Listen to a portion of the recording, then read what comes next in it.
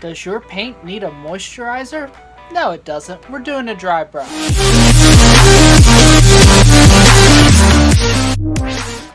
Hey guys, what's going on? Michael here. So in this episode, we are going to do a dry brush on our dungeon tile.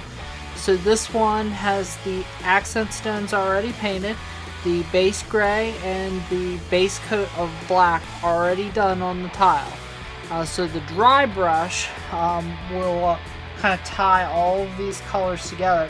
It's starting to look good like it is, but the next two dry brushes are going to really pop everything. So for the first dry brush, we're going to use olive. Okay. Again, it's one of the Porkorny. I may be saying that wrong, but it's one of their paints from Dwarven Forge. Give it a little shake here, and you do not need much of this at all. Okay, just a little dab is perfectly fine. We are not going to use much of this paint.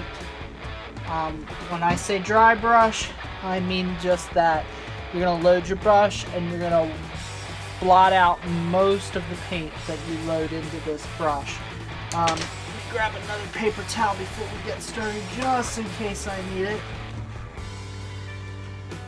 So I am using a 3/4 flat brush. This one is it's Artist Loft. It's their Vienna, and this is a wash brush. You can use just about anything you want to do a dry brush, but I do like working with a flat brush. But it's totally your choice.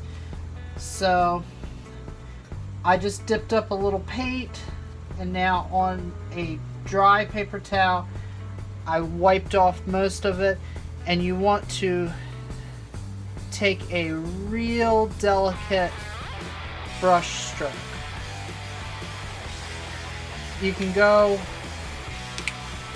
whatever direction you want on this dry brush, and you can mix it up.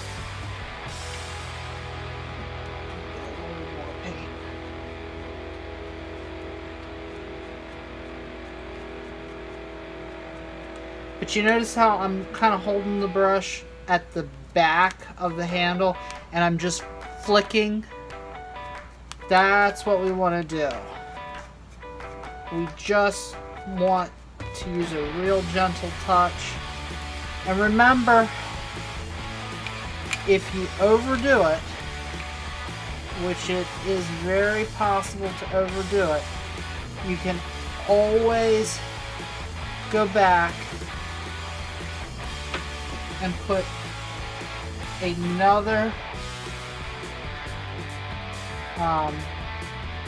base coat on here, and you can start over again. Not that we want to, but we certainly could.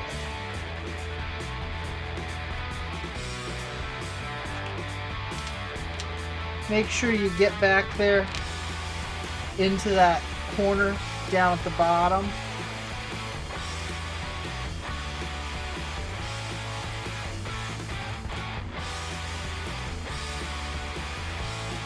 Get a little more paint.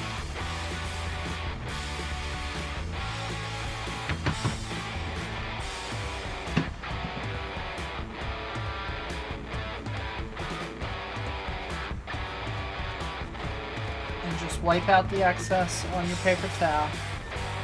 There we go.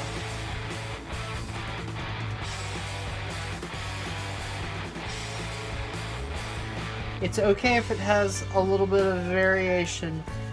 Just make sure that you stop the dry brush short of turning this tan.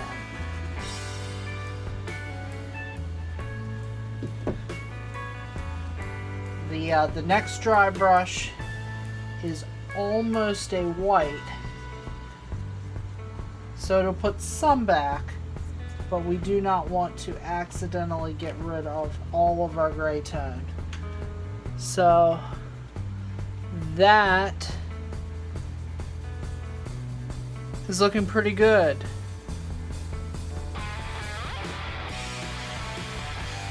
And that's pretty much all we want to do on this step.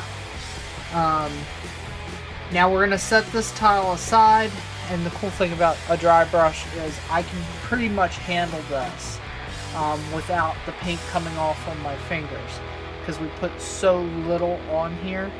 I'm going to get a little bit down here at the edges.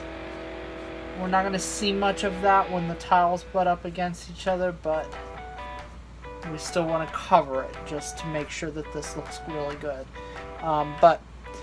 So like I was saying, you can pretty much handle this right away without any issues, but it still has to dry before we can move on to the next step. Now I'm going to wash this brush, okay?